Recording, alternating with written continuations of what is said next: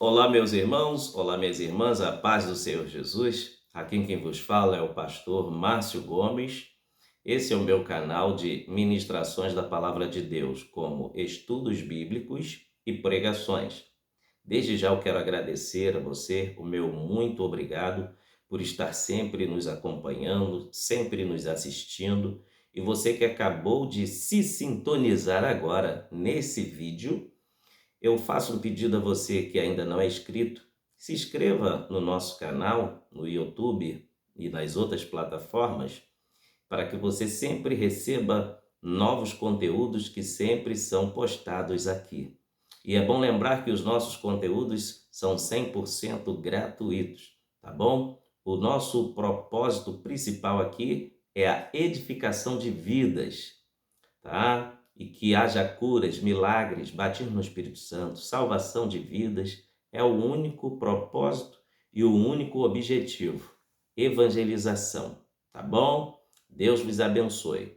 E para você que fica se perguntando, Pastor Márcio é de qual igreja? Eu vou te dizer, eu sou membro na Assembleia de Deus, pertenço ao Ministério da Assembleia de Deus, Plenitude, em Saquarema, Rio da Areia, que é o estado do Rio de Janeiro, tá bom? O meu pastor presidente é o pastor Erinaldo João dos Santos, coordenador da SEADER, Convenção de Ministros das Assembleias de Deus do estado do Rio de Janeiro, ligados à CGADB, tá bom? Deus vos abençoe. Agora vamos ministrar a palavra do Senhor Jesus, que está hoje inserida no livro do profeta Isaías, capítulo de número 5. Vamos ministrar apenas nos dois versículos primeiros, que é o 1 e o 2. A epígrafe desse texto diz: a parábola da vinha e a sua aplicação.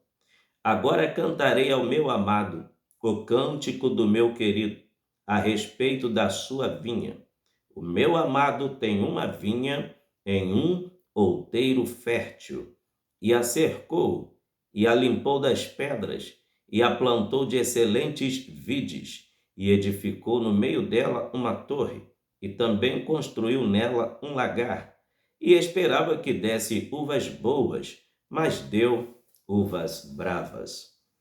Meus queridos, Deus usa o seu servo, profeta Isaías, para trazer as tribos de Israel, né, do norte e do sul, ou como queira, Deus usa o profeta Isaías direcionando esta profecia para Jerusalém e para Judá, que é a tribo do norte, tribo do sul, conforme eu lhes falei.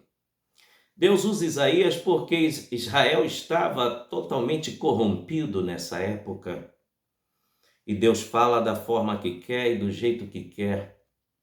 Dessa feita aqui, Deus usa o profeta em um tom poético. Mas não quer dizer que sempre que Deus quer falar e vai usar alguém, ele vai usar em tom poético, com doçura. Desta feita aqui, está usando o profeta com doçura, usando um tom de poesia e cântico para transmitir a sua palavra. Mas sabemos que quando Deus quer falar, ele se manifesta também em sonhos, em visões, exortações. Mas aqui o profeta é usado em tom de cântico. Nós podemos ter essa percepção na fala do profeta, logo na primeira fase do primeiro versículo, que faz menção do nome o meu amado. E na primeira fase ainda ele continua dizendo: agora cantarei ao meu amado. Na segunda parte do primeiro versículo ele diz: o cântico do meu querido. E na terceira parte ele diz: o meu amado tem uma vinha. Todas essas expressões existem para nos indicar o tom poético desta profecia. Vejamos que nas expressões o meu amado tem, agora cantarei ao meu amado, o meu amado, a pessoa aqui que é relacionada ao amado é o próprio Deus. Quando Deus usa o profeta Isaías, ele está falando de si mesmo, o meu amado. Conforme está escrito também em Gálatas, no capítulo de número 3, vamos conferir. Gálatas, capítulo de número 3, o versículo de número 7 até o versículo 9. Vai nos informar uma transferência espiritual que é feita quando os gentios aceitam a Cristo como Salvador e passa a se tornar também o Israel de Deus. Vou ler e depois explicar a você. Vamos lá. Sabei, pois, que os que são da fé são filhos de Abraão. Ora, tendo a Escritura previsto que Deus havia de justificar pela fé os gentios, anunciou primeiro o evangelho a Abraão, dizendo: todas as nações serão benditas em ti, de sorte que os que são da fé são benditos com o crente Abraão. Porque Deus usa Paulo trazendo essa explicação de que quando alguém que não é judeu aceita Jesus como Salvador, é ligado automaticamente na mesma hora no mundo espiritual e para Deus é considerado o seu Israel. Deixa eu lhe explicar. O contexto e o pano de fundo está no Evangelho de João, capítulo 1, versículo 11 e 12, diz assim: veio para o que era seu, e os seus não receberam, mas a todos quanto receberam, deu-lhes o poder de serem feitos filhos de Deus, aos que creem no seu nome. Aleluia! Todos aqueles que são gentios e aceitam a Jesus como Salvador, passa a ser o Israel de Deus.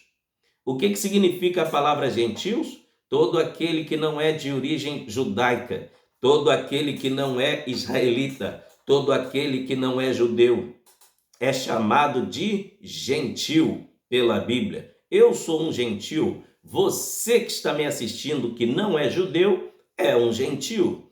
Agora, transliterando novamente, fazendo uma nova transferência para chegar no poema que quero trazer para você a explicação e a pregação, ou o estudo, como queira, Deus usa Paulo para dizer que todos que aceitam a Jesus como Salvador são transformados no Israel de Deus.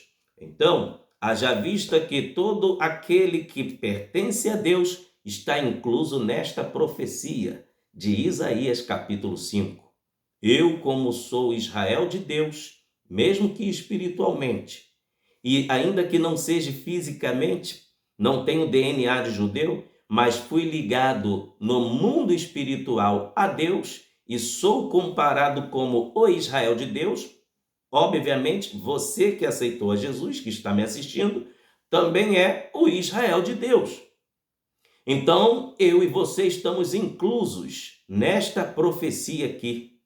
O meu amado tem uma vinha. Eu sou uma plantação do Senhor. Você é plantação do Senhor. Sabe por quê? A explicação está em Isaías capítulo 5, versículo 7. Olha a primeira parte do versículo 7 que diz: porque a vinha do Senhor dos Exércitos é a casa de Israel, e os homens de Judá são a planta das suas delícias.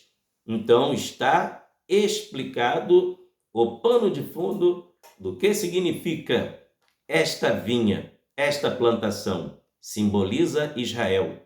Como Paulo escreveu aos Gálatas que todo aquele que aceitou a Cristo como Salvador é o Israel de Deus, você e eu estamos inclusos, somos plantações do Senhor.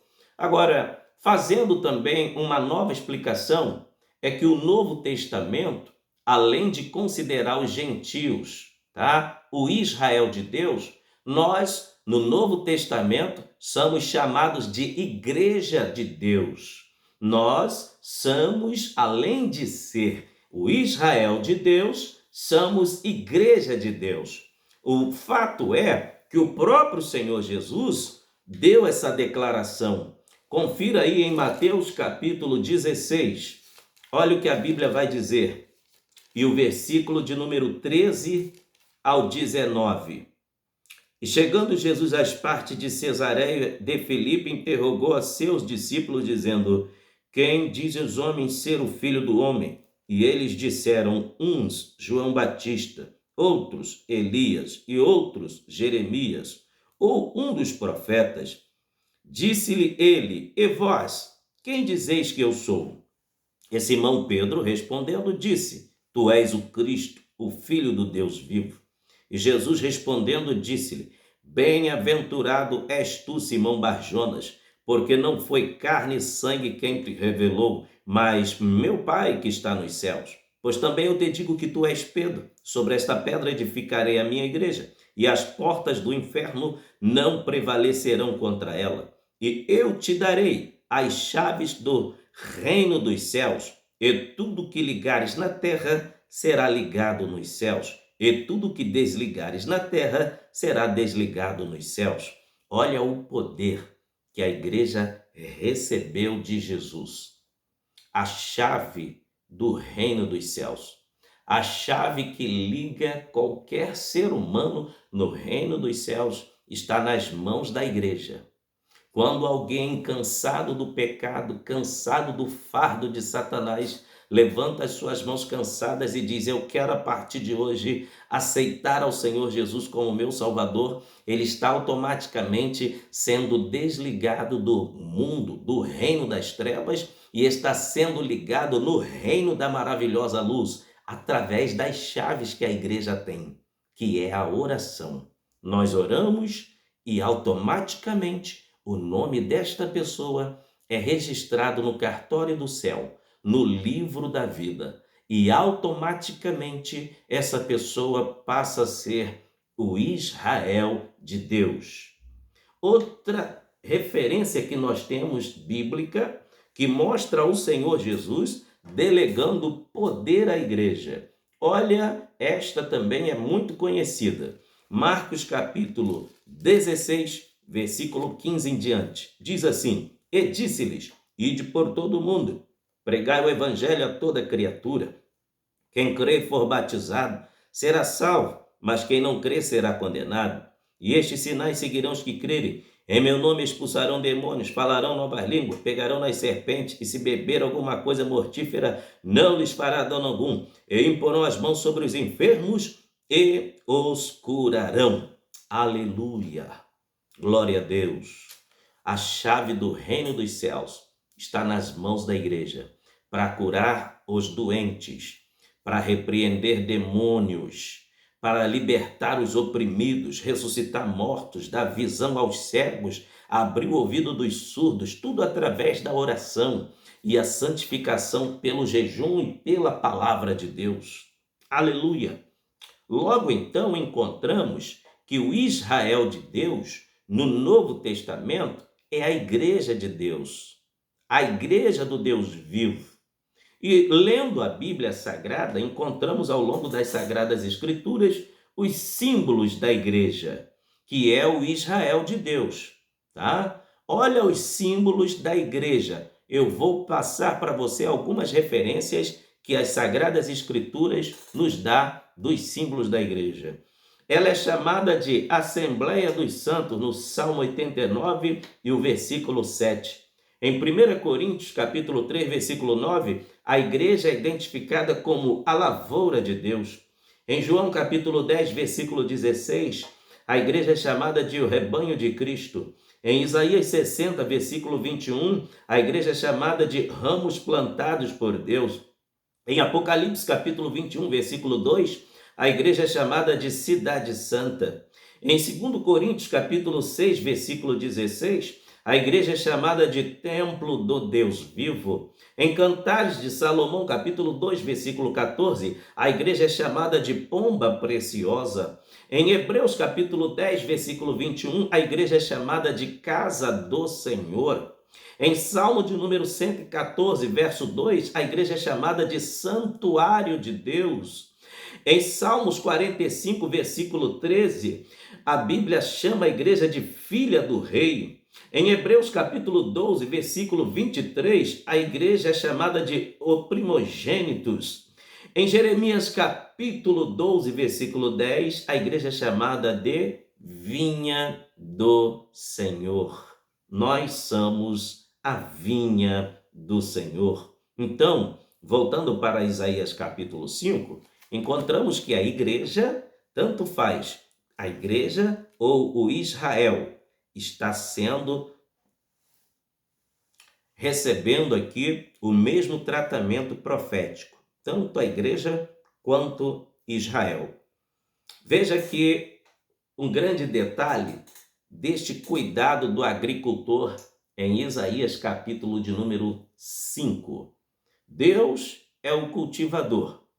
A vinha é uma plantação de uvas que, obviamente, são plantas para produzir resultados e lucros para o seu dono. Nessa parábola é revelado o precioso investimento feito por Deus ao reino de Judá e especificamente à cidade de Jerusalém. Todos esses investimentos que Deus havia feito, foi esperado um resultado. Ao longo do texto aqui, apenas nesses 2 versículos, nós vamos ver o investimento que Deus fez sobre Israel. E você que me assiste, você vai ver o investimento que Deus fez em você, porque Ele aguarda um resultado da sua pessoa. Olha, vamos para a primeira explicação. O lavrador, que é Deus, que é chamado de o amado, ele cultivou uma vinha, ele plantou. Logo, nós encontramos na Bíblia, em Isaías capítulo de número 60, e o versículo 21, que nós somos ramos plantados por Deus. Você não é qualquer um, você é planta de Deus. No Salmo 1, nós também somos tipificados como árvores plantadas junto a ribeiros. Olha que coisa maravilhosa. Então, o grande agricultor, ele tem uma vinha. Agora, veja o local da plantação da vinha. Olha só, como grande agricultor, ele deu o melhor tratamento. Ele fez a escolha do local. É interessante, né? Que todo aquele que compra uma muda de árvore ou de planta frutífera, é ele que escolhe o local. Você nunca vai ouvir a planta gritando, eu quero ser plantado aqui. Não. Principalmente as donas de casa. São elas que decidem a planta que vai ficar na sala, dentro de casa. São elas que decidem a planta que vai ficar no corredor da casa, na varanda da frente, na varanda dos fundos, lá no seu jardim, no quintal, próximo à garagem, em qualquer outro espaço, é ela que decide. Deixa eu lhe dizer algo, pare de reclamar do local onde você está. Deus te plantou aí, fique tranquilo, porque Ele cuida de você aí, onde você está. Foi Deus que te plantou nesse tronco embrionário, você nasceu desta origem, dessa família, então pare de reclamar do seu pai, da sua mãe, e ame-os, e glorifique a Deus e honre-os, porque foi Deus que te plantou nesta família. Pare de falar mal do seu pastor, ame o seu pastor e a família do seu pastor, e glorifique a Deus, porque foi Deus que te plantou nesta igreja aí. Pare de reclamar do seu patrão, do seu emprego. Se você quer mudar de emprego, mude, mas não fique murmurando. Apenas mude de emprego, mas se não é a hora de sair, fique aí, porque esta foi a porta que Deus abriu para você.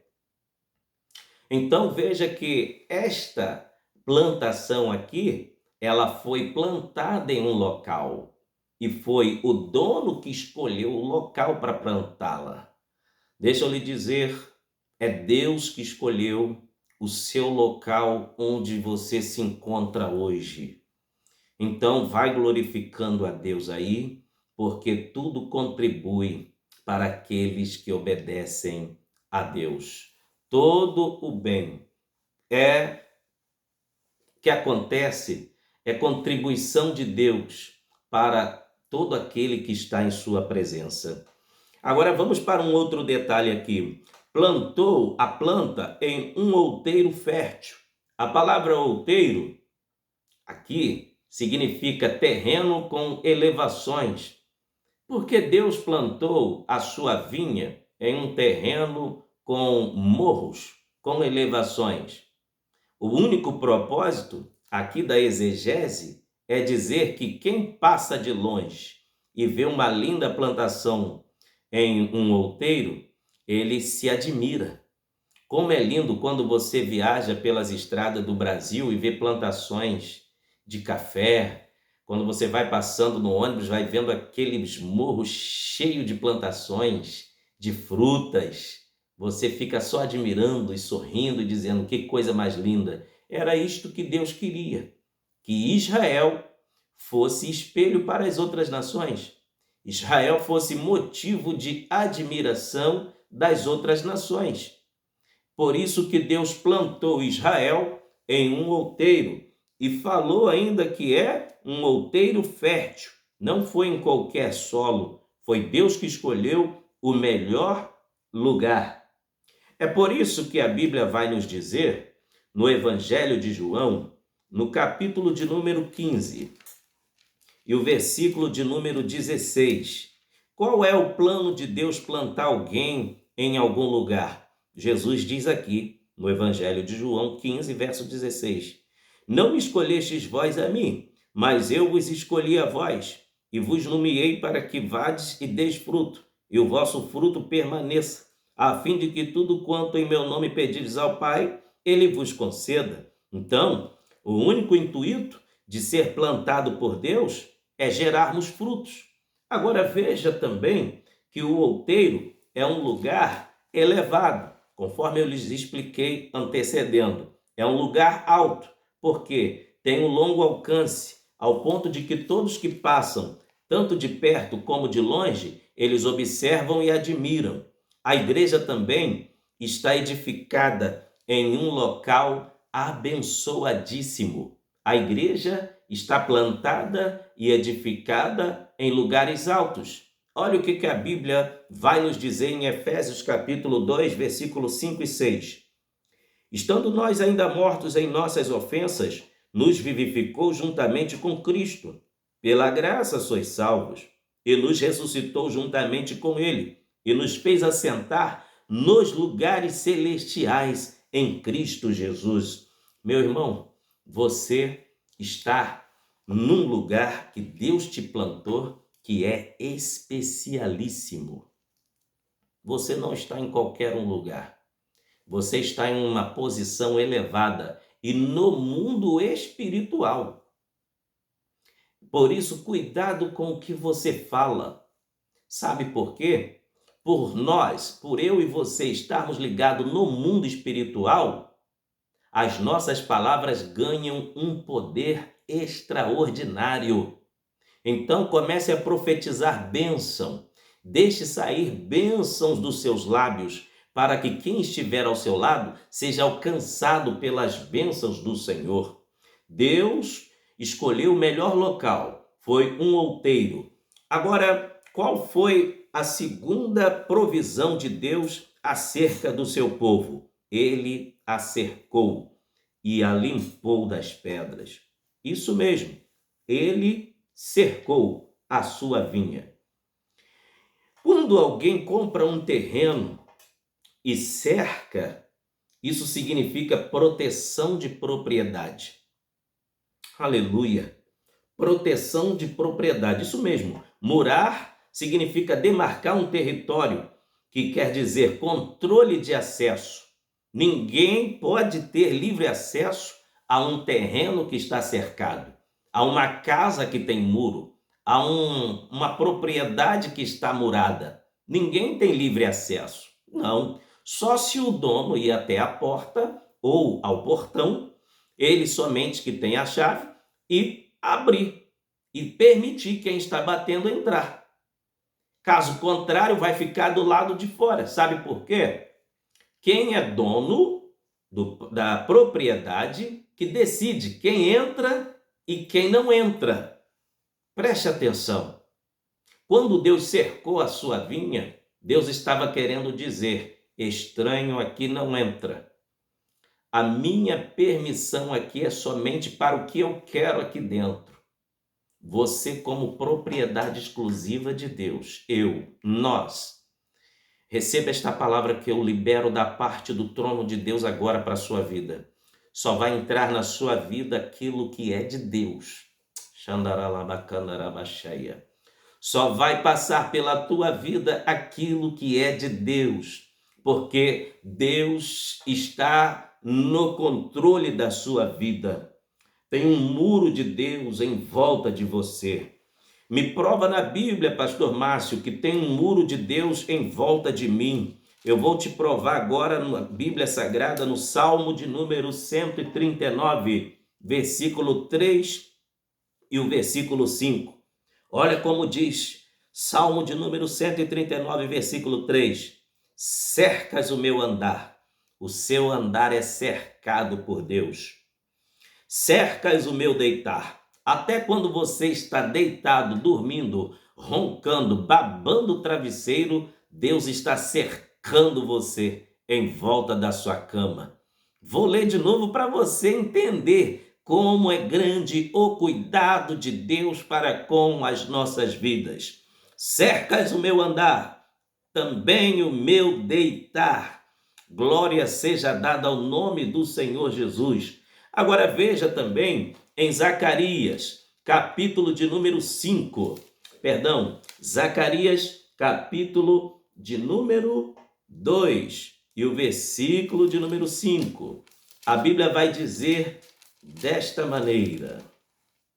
Zacarias 2, 5. E eu, diz o Senhor, serei para ela um muro de fogo em redor. Eu mesmo serei no meio dela a sua glória. Deus, meu irmão, é um muro de fogo em volta do seu povo. Tem um muro de Deus em volta de você agora. Glória a Deus. E este muro de Deus é para guardar a sua vida. A Bíblia diz no Salmo 121, o Senhor guardará a tua entrada e a tua saída desde agora e para sempre. O Senhor te guardará de todo o mal. Receba esta palavra aí em nome de Jesus. Glória a Deus. Cercou a sua vinha. E qual foi o outro procedimento do agricultor?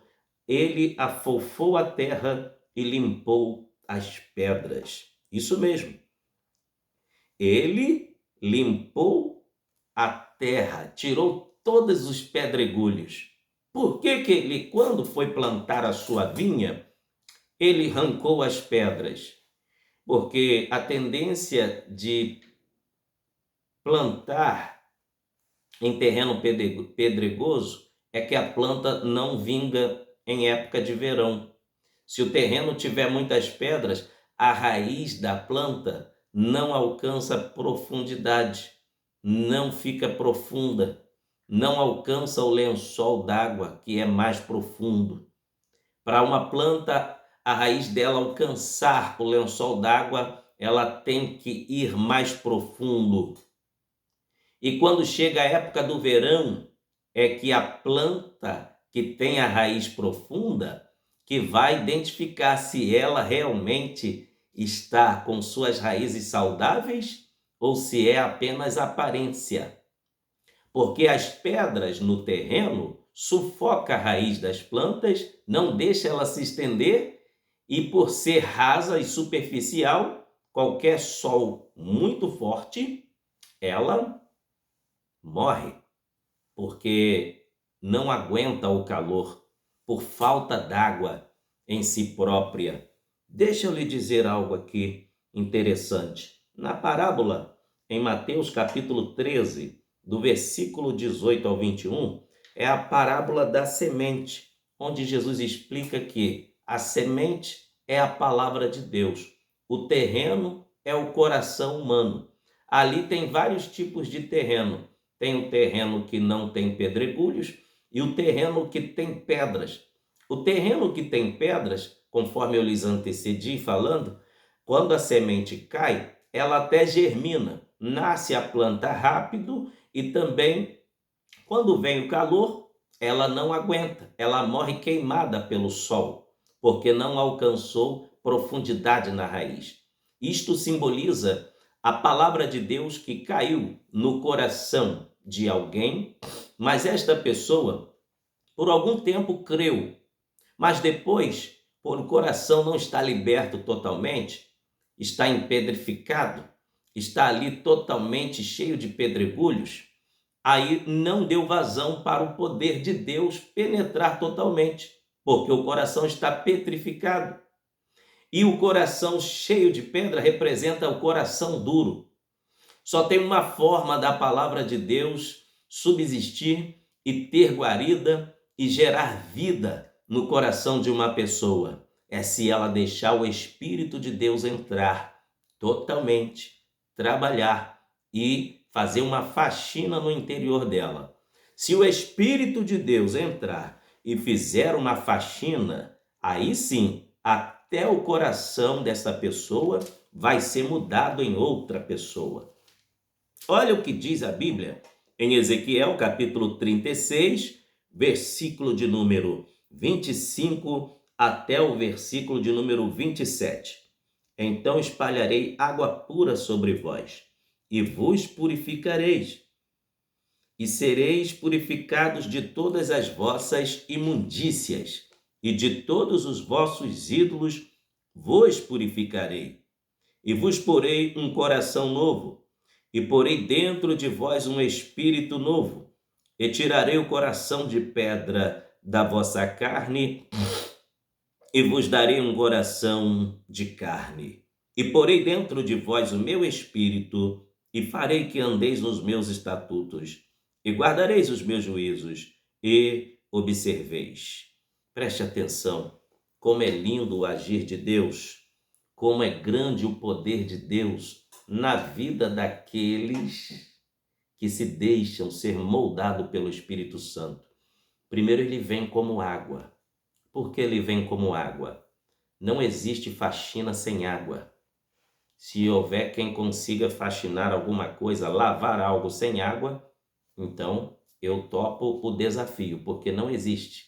Não tem como limpar nada sem houver água. E um dos símbolos do Espírito Santo é a água. Jesus vem, dá uma faxina, vai limpando, vai tirando toda a sujeira. E aonde a água de Deus passa, sai toda a sujeira.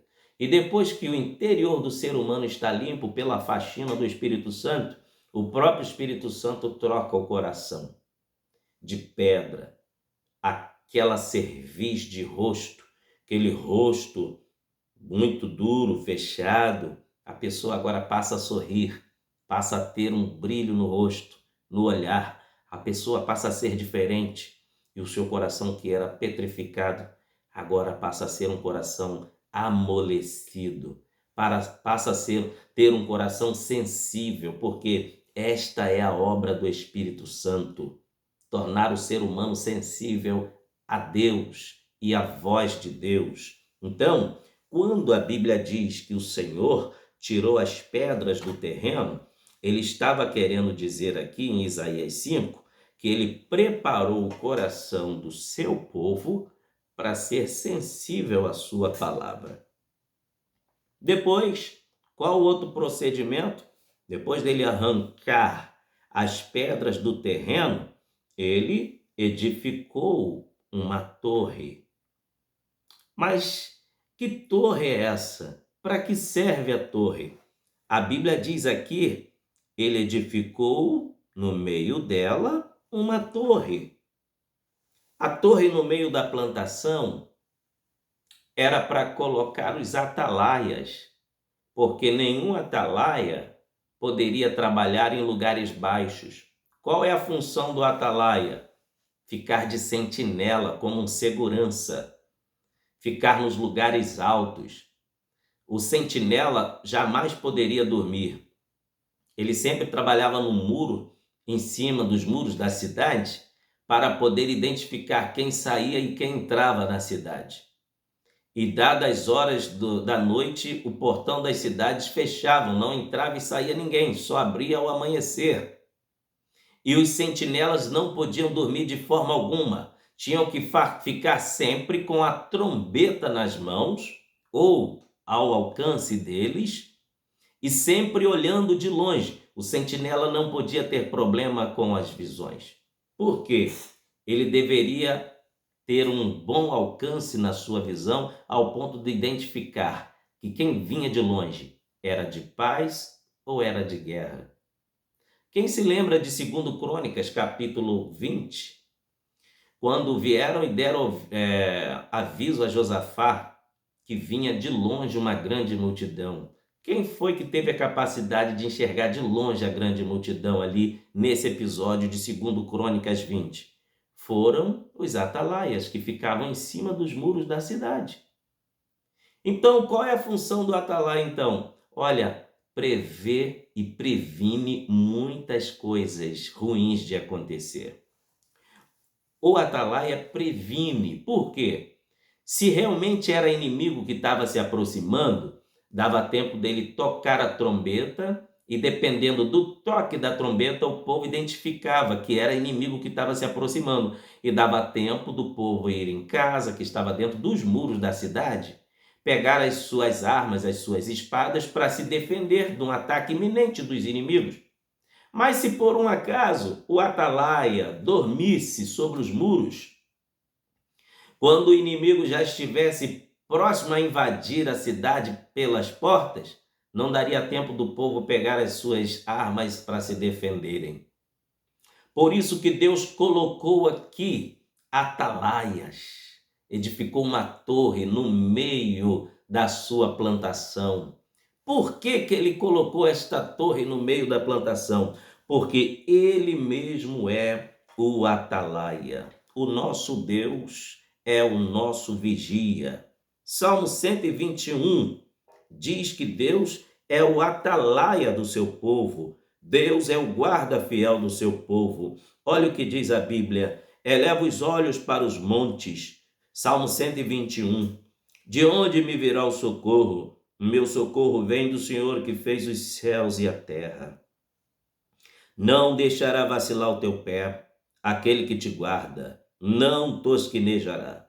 Eis que não tosquenejará, nem dormirá o guarda de Israel. O Senhor é quem te guarda, o Senhor é a tua sombra, a tua direita. O sol não te molestará de dia, nem a lua de noite. O Senhor te guardará de todo mal. Ele guardará a tua alma. O Senhor guardará a tua entrada e a tua saída, desde agora e para sempre. Oh, glória a Deus!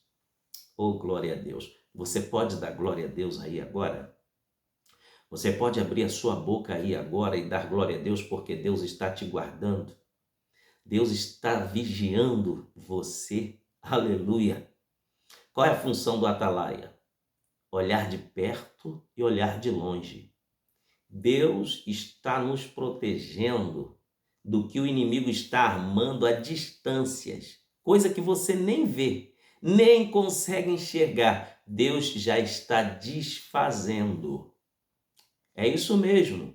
Olha o que diz o Salmo 46. A Bíblia diz que ele quebra o arco, corta a lança, queima os carros no fogo e ainda diz assim, aquietai-vos, sabei que sou Deus. Aquieta-te. Deus está trabalhando ao seu favor neste momento. E tudo vai ficar bem no final. Fique tranquilo. Você que está me assistindo nesta hora e tem uma causa e já colocou ela diante do Senhor, eu tenho uma resposta de Deus para você. Tudo irá ficar bem. Tudo irá ficar bem, porque Deus está trabalhando enquanto você está me assistindo aqui, em nome de Jesus. Agora, caminhando para o final deste estudo bíblico, vamos aqui para outro detalhe. Construiu também, além de uma torre, construiu um lagar. O lagar era o local onde as uvas eram espremidas. geralmente com os pés, depois da colheita. O lugar de processamento da safra, que depois resultava em suco de uva ou vinho. Isso significa que na caminhada cristã, às vezes somos testados e prensados por Deus, conforme Israel foi testado por Deus. Deus faz teste também com a gente, irmãos, para saber se estamos na sua presença de verdade ou só pelo que ele pode providenciar para a gente. Porque tem pessoas que só vêm para a casa de Deus, só vêm para a igreja, porque Deus abre porta de emprego, porque Deus dá casamento, porque Deus cura as enfermidades, né? Tudo isso Deus faz, mas Ele quer saber se você é fiel, vai continuar sendo fiel a Ele até o fim. Esta é a finalidade de Deus. Veja aqui na Bíblia Sagrada, em Deuteronômio, capítulo 8, do versículo 1 ao versículo 8. Todos os mandamentos que hoje vos ordeno, guardareis para os fazer, para que vivais e vos multipliqueis, e entreis e possuais a terra que o Senhor jurou a vossos pais. E te lembrarás de todo o caminho pelo qual o Senhor teu Deus te guiou no deserto. E estes 40 anos, para te humilhar, para te tentar, para saber o que estava no teu coração. Quando Deus coloca alguém na prova, é para saber o que existe exatamente no coração daquele que está sendo provado. E se guardarias os seus mandamentos ou não. Por que às vezes Deus diz não e nem sempre Deus diz sim? É para você não ficar mimado. É para nós não crescermos mimados. Às vezes ele diz não e às vezes ele diz sim. Às vezes o não de Deus, naquele momento ali, vai doer muito na gente, mas lá na frente vai trazer um peso de glória satisfatório imenso. Porque muitas das vezes no agir de Deus, em um não de Deus, pensamos que aquilo está sendo muito ruim para a gente, mas Deus está preparando algo muito melhor. Porque a questão de Deus é que sempre Ele tem o melhor, nunca o pior. Quando a gente pensa que esgotou as nossas possibilidades, o céu sempre tem mais. Deixa eu dizer suavemente para você que está me assistindo, o céu sempre tem mais. O céu sempre tem mais. E Deus está trazendo mais para você. Aleluia! Glória a Deus! Agora veja outro detalhe.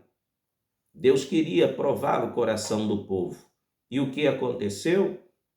E te humilhou, e te deixou ter fome, e te sustentou com maná, que não conhecestes, nem teus pais conheceram, para te dar a entender que o homem não viverá só de pão, mas que de tudo o que sai da boca do Senhor viverá o homem.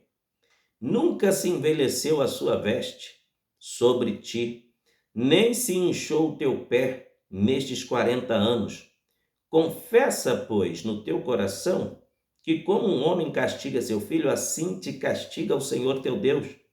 Guarda os mandamentos do Senhor teu Deus, para o temeres e andares nos teus caminhos, porque o Senhor teu Deus te mete numa boa terra, terra de ribeiros de águas, de fontes e de abismos, que saem dos vales e das montanhas, terra de trigo e de cevada, que vides, figueiras e romeiras, terra de oliveiras abundantes, de azeite e mel.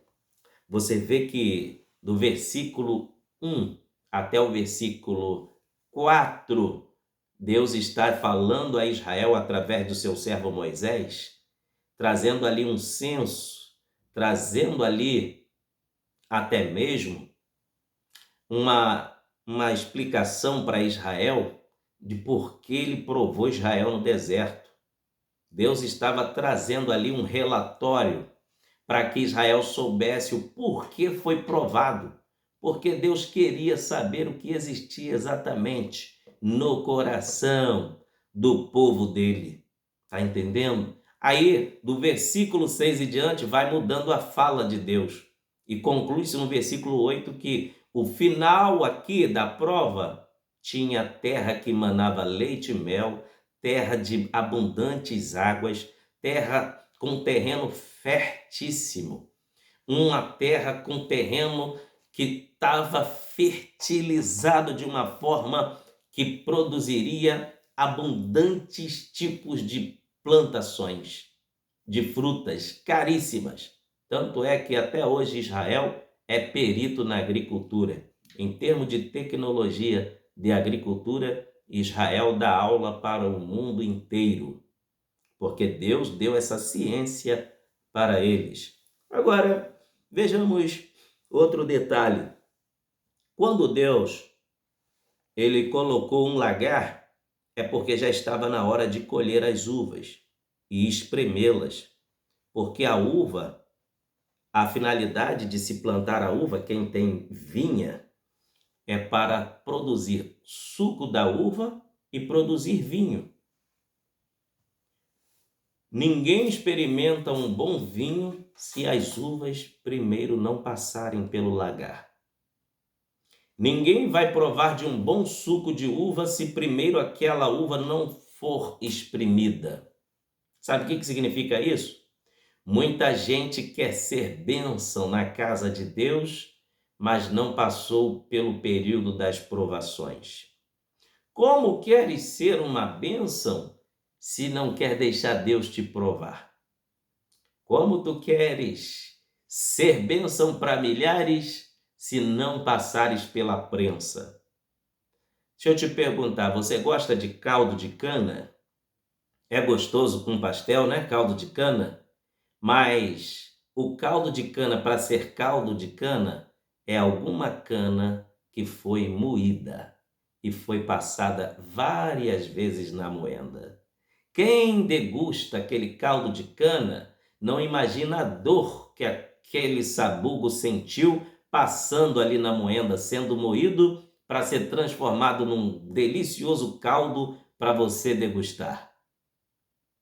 Quem te vê sendo usado por Deus, quem me vê sendo usado por Deus, não imagina a prensa que eu passei ou que estou passando. Você não sabe. Então, na vida cristã, tem um período dos altos e baixos. Mas em todos eles Deus está conosco, porque o Salmo 23 diz assim, o Senhor é meu pastor e nada me faltará. Deitar-me faz em verdes pastos, guia-me mansamente a águas tranquilas. Refrigera a minha alma, guia-me pelas veredas da justiça por amor do seu nome. Ainda que eu andasse pelo vale da sombra da morte, não temerei mal algum, porque tu estás comigo. Tu estás comigo. Essa última expressão aí equivale, tu estás comigo. Você repare que no Salmo 23 existem duas fases na vida cristã.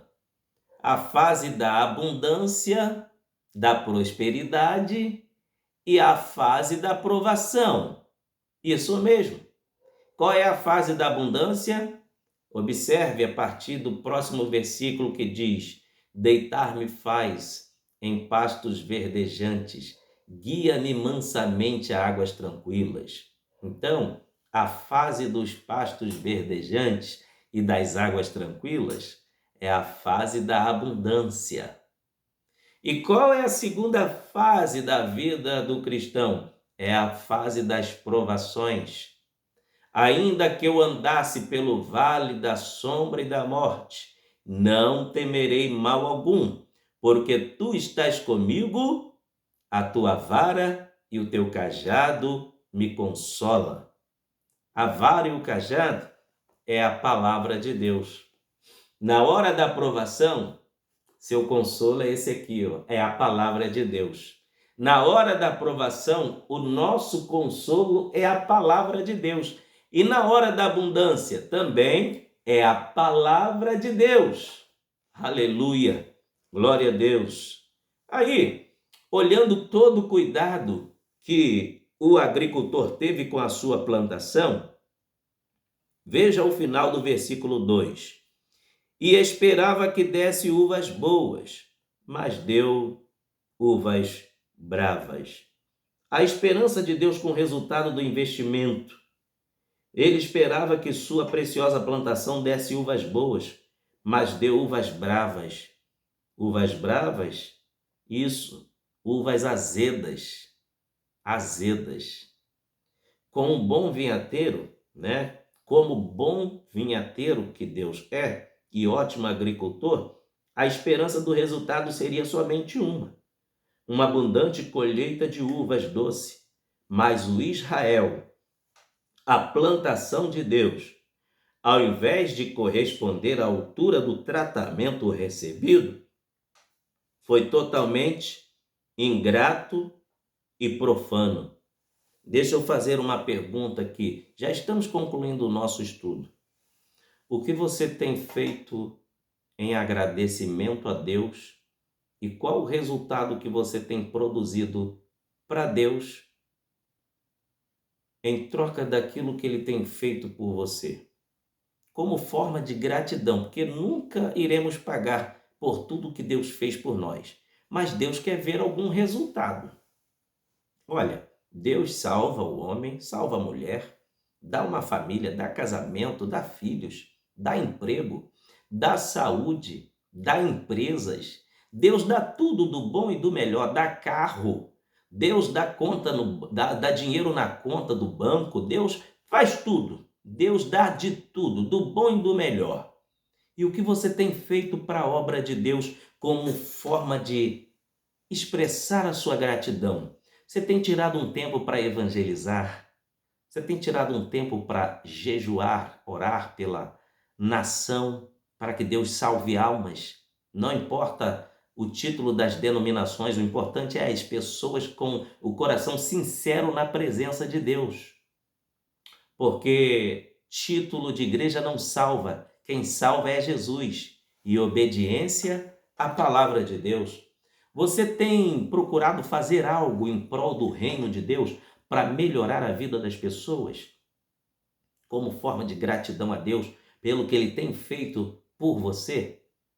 Ou você só sabe reclamar, não faz nada para Deus, apenas coloca a sua melhor roupa, vai para a igreja, senta lá, ouve a pregação, ora e chora e só pede, pede, pede e não faz nada. Faz nada para ninguém, não faz nada pelos outros, só pede para você e para sua família. Não faz nada em prol do reino de Deus. Não ora pela sua rua, não ora pelo seu bairro. O que você tem feito? Esta mensagem é uma reflexão. O que você tem feito para ser grato a Deus por causa do tratamento que Ele tem dispensado a você? O que você tem feito com o que Deus tem providenciado para você? Fica essa reflexão. Deus esperava que Israel desse uvas boas, mas deu uvas bravas. Olha, o Altíssimo ficou frustrado. Encontramos o descontentamento de Deus em aqui Isaías 5, versículo 4 e 7. Porque Deus fez um alto investimento para o seu povo, mas o povo não correspondeu. Olha o que diz versículo 4 e até o versículo 7. Que mais se podia fazer à minha vinha, que eu lhe não tenha feito? Olha o clamor e o choro de Deus. Nesta hora Deus está chorando. Enquanto estou falando aqui, Deus está perguntando para mim e para você: o que mais posso fazer para você dar o seu melhor para mim? Aleluia. E como esperando eu que desse uvas boas, veio a produzir uvas bravas. Agora, pois, vos farei saber o que hei de fazer à minha vinha. Tirarei a sua sebe para que sirva de pasto. Derribarei a sua parede para que não seja pisada. E a tornarei em deserto, e não será podada. nem cavada, mas crescerão nelas sarças e espinheiros, e as nuvens darei ordem, e que não derramem chuva sobre a terra. Porque a vinha do Senhor dos Exércitos é a casa de Israel, e os homens de Judá são a planta das suas delícias. E esperou que exercesse juízo, eis aqui opressão, justiça, e eis aqui clamor. Só existia clamor e opressão por conta de Israel não ter correspondido ao que Deus fez por ela. Que coisa triste. Olha que coisa terrível. Por esta razão, Deus prometeu o cativeiro para Israel. Aquele que não vem pelo amor, vai pela dor. Você que é só um tipo de crente que é lisa banco, não faz nada e está me assistindo aqui, te prepare. Deus vai provar você, para você aprender a ser grato a Ele. Sabe por quê? Quem não faz nada para Deus, tem oportunidade para fazer e não faz, não evangeliza ninguém, não dá um folheto, não fala de Jesus nem no trabalho. No seu trabalho ninguém sabe quem é você, se você é crente, se você não é. Está na hora de fazermos algo para Deus. Tem gente que acha que servir a Deus é só quando está com o microfone na mão na igreja. Não. Eu estou aqui, no meu estúdio pregando a palavra de Deus, e essa mensagem no YouTube eu tenho certeza que alcança o mundo inteiro. Pessoas em qualquer lugar no mundo podem me assistir pregando a palavra de Deus. Deus colocou no meu coração para fazer isto e tem alcançado resultados. Tem pessoas que me assistem nos Estados Unidos, África, Portugal, França e outros países. Agora, além daqui no Brasil, vamos ser gratos a Deus por tudo que Ele fez por nós, por tudo que Ele tem feito e por tudo que Ele ainda irá fazer, porque Deus tem coisas grandiosas. Sabe por que Deus está nos chamando a uma responsabilidade nesta hora? É porque a gente é muito pidão, a gente só sabe pedir, mas na hora de ser grato, na hora de corresponder, trazer resultado para Deus, a gente falha. Mas o Senhor está nos chamando para uma responsabilidade nesta hora. O que você tem feito em prol do agradecimento pelo investimento que Ele tem liberado para com sua vida? Pense nisto, tá bom? Pense nisto e seja transformado pelo poder de Deus. Procure a secretaria da sua igreja. Peça para você entrar no grupo de evangelização. Procure o pastor da sua igreja. Pergunte se ele está precisando de alguém na igreja para ministrar a escola bíblica dominical, ou para ajudar a faxinar a igreja, ou para fazer algo na igreja. O grupo de intercessão, alguma coisa tem para você fazer. Faça com amor e seja grato a Deus. Porque Deus tem te dado tudo, então faça alguma coisa para Deus. E Deus vai ficar muito feliz, porque você está trabalhando para Ele. Amém, meus queridos? Deus nos abençoe. Eu estou caminhando para o final. Olha o que diz a Bíblia. Deus prometeu castigar Israel por causa da ingratidão. Olha Isaías 5, versículo 12 ao 13. Harpas e alaúdes e tamborins e pífaros e vinho há nos seus banquetes, e não olham para a obra do Senhor, nem consideram as obras das suas mãos. Portanto, o meu povo será levado cativo, por falta de entendimento. Os seus nobres terão fome, e a sua multidão se secará de sede.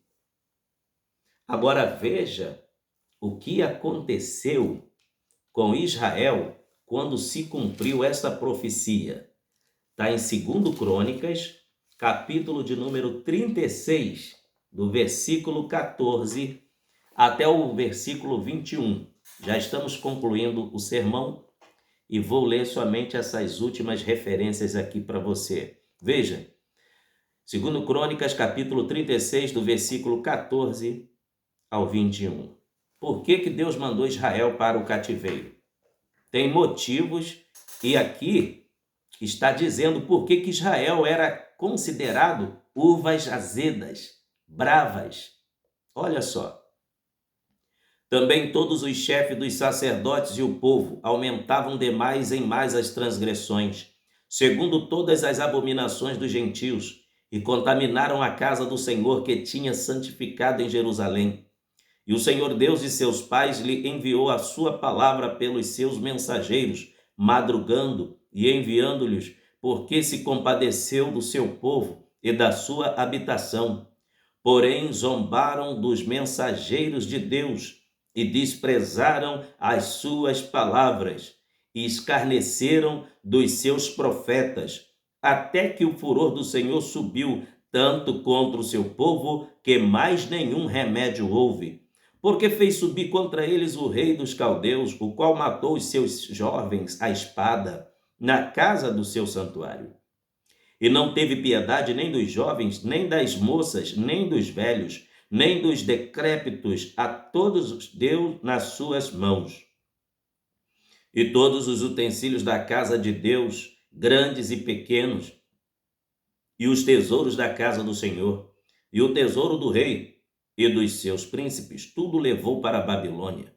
Queimaram a casa de Deus, derrubaram os seus muros de Jerusalém, e todos os seus palácios queimaram, destruindo também todos os seus preciosos objetos.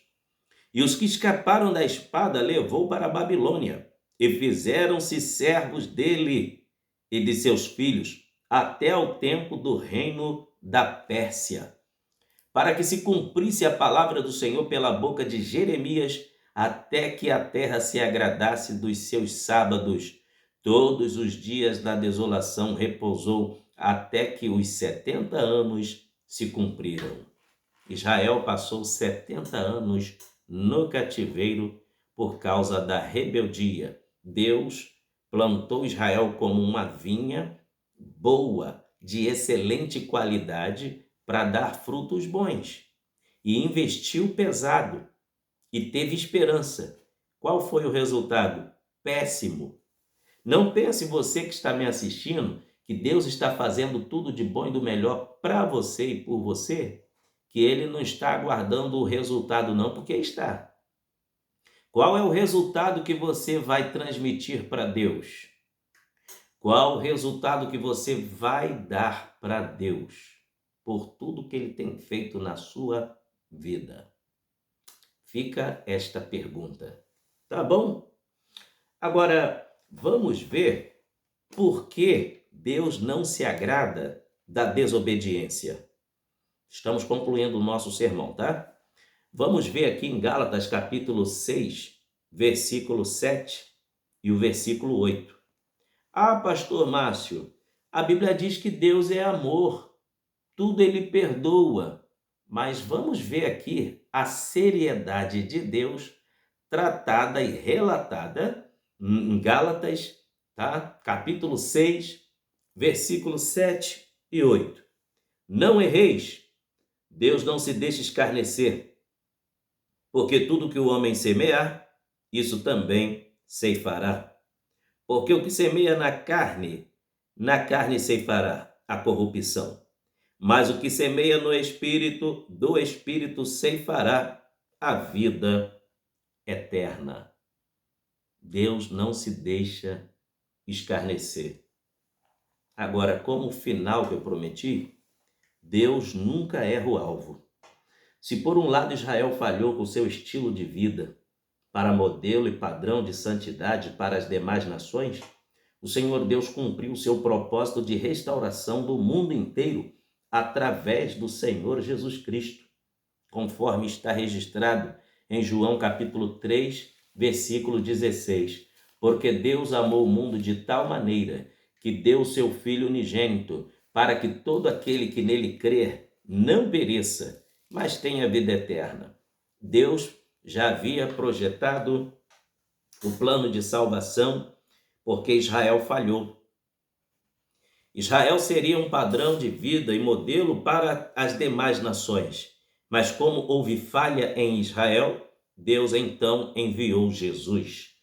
E Jesus é a vinha de Deus, Jesus é a videira de Deus que não falha. Olha o que diz aqui, Evangelho de João, capítulo de número 15, versículo 1 ao 11, diz assim: Eu sou a videira verdadeira e meu pai é o lavrador. Toda vara em mim que não dá fruto, atira e limpa, para que aquela que dá fruto, para que dê mais fruto. Vós já estáis limpo pela palavra que vos tenho falado.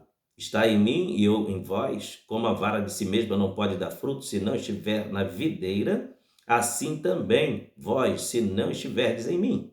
Eu sou a videira, vós as varas. Quem está em mim e eu nele, este dá muito fruto, porque sem mim nada podeis fazer. Se alguém não estiver em mim, será lançado fora, como a vara se secará, e colhem e lança no fogo e ardem. Se vós estiverdes em mim e as minhas palavras estiverem em vós, pedireis tudo o que quiserdes e vos será feito. Nisto é glorificado o meu Pai, que deis muitos frutos, e assim sereis meus discípulos. Como o Pai me amou, também eu vos amei a vós. Permanecei no meu amor. Se guardardes os meus mandamentos, permanecereis no meu amor, do mesmo modo que eu tenho guardado os mandamentos de meu Pai e permaneço no seu amor.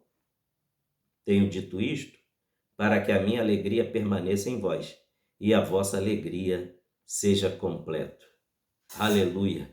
Encontramos aqui no Evangelho de João, capítulo 15, o Senhor Jesus, ele próprio se declara: Eu sou a videira verdadeira.